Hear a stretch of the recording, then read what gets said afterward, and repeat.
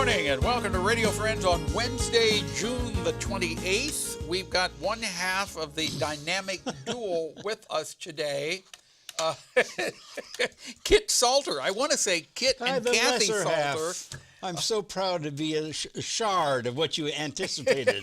Kit Salter, good to have you here. Good to see you, well, Paul. you know, you two, Kit and Kathy, are such a team. I think of you as one.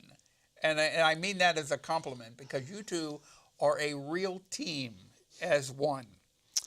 And it just doesn't seem quite right when your wife isn't by your side. It's the only constant in my life is anytime I show up for some kind of interview or something, the first question invariably, not just with Paul Pepper, but is Kathy here?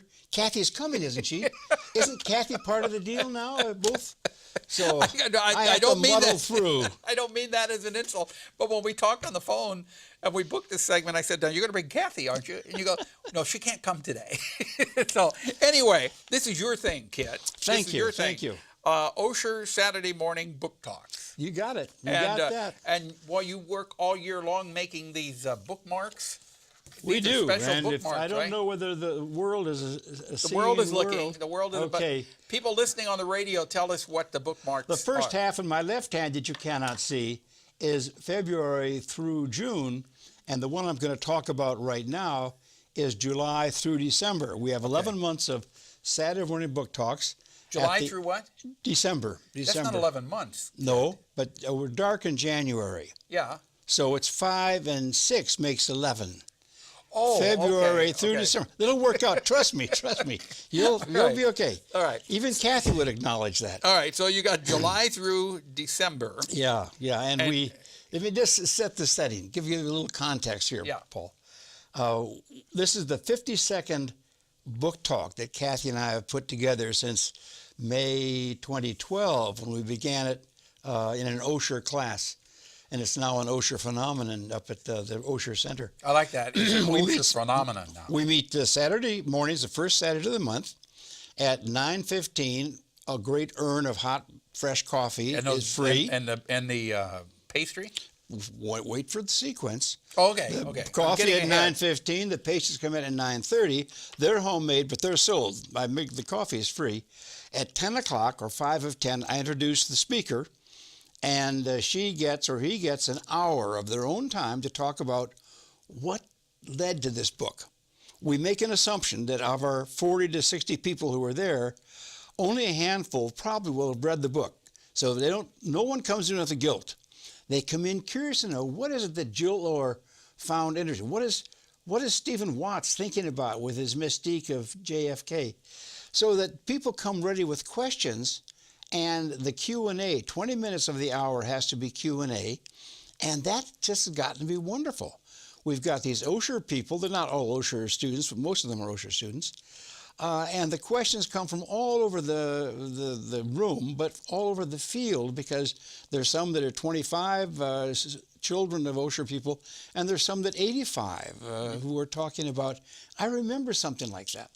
So coffee and pastries at 9:30, and then 10 o'clock is the book talk. Right. So the author talks roughly about 30, 40 minutes, and then the rest of the time in that hour is question and answers. Okay. And at 11 o'clock, I hook them and pull them off the floor. Well, wait a minute. What if that question and answer is going so well? It's wonderful. I tell them to write another book and come back again.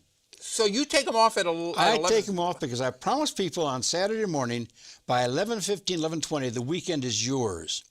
Then they go and sit down and sell and sign books. And some of the chatting goes on.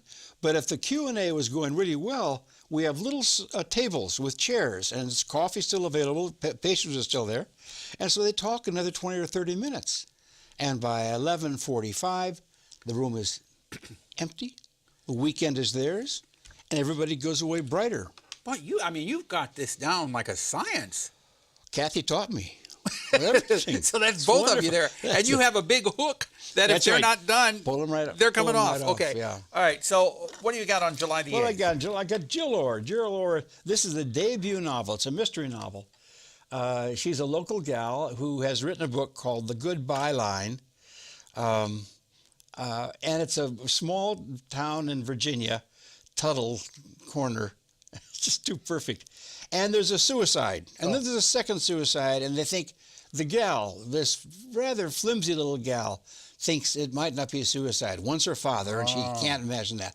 So it is a mystery that plays out. She bumps into lots of funny people and funny relationships, but it's doing well. Okay. She had a great launch. Let's go to the next one. We don't run Stephen out of time. Watts. August Stephen the Watts. 5th. Stephen Watts has done Dale Carnegie, Walt Disney, Henry Ford. He's a prof at MU who writes wonderfully, and JFK and his mystique is the source of the energy in this book. Okay. And he'll come on. Lynn Rossi. Oh, I know Linda. Lynn Rossi. She'd been on here. She said that's why she said, I'll be on your book talk, Kit, if Paul gives me the okay. Oh, if boy. Paul says it's all right, I said, okay, you ask him. She's her own lady there. Lynn Rossi. So that's going to be on September the 9th, and she's dealing with mindfulness in eating. Yes, she kind of a Zen. You said diets don't work, at least not for long, and you are the source of all management of your food decisions. These are words that have been said before, but it's said wonderfully in the book. Effectively. And actually, we're the management of our life, and we can make things happen. Wait, let me write that down. Okay, here, go. October 7th, because we're running out of time. Okay, October 7th. We have Alex George, who has recently created the Unbound Book Festival, but he did a book called The Good American, a beautiful study of American immigration in Missouri, German immigration. Yeah. This new one, A Setting Free the Kites, takes place in Maine, two young guys growing up a couple of years. And then the last one, Steve November Weinberg, 4th. November 4th, is my only book talk without a book. Steve Weinberg is writing under stress. He had a stroke 2 or 3 years ago, and he's fought like the Dickens to get back, and I want him to talk about what a writer does when he's incapacitated with some of his aspects of life. And our Christmas program is December. Howard Marshall and musicians.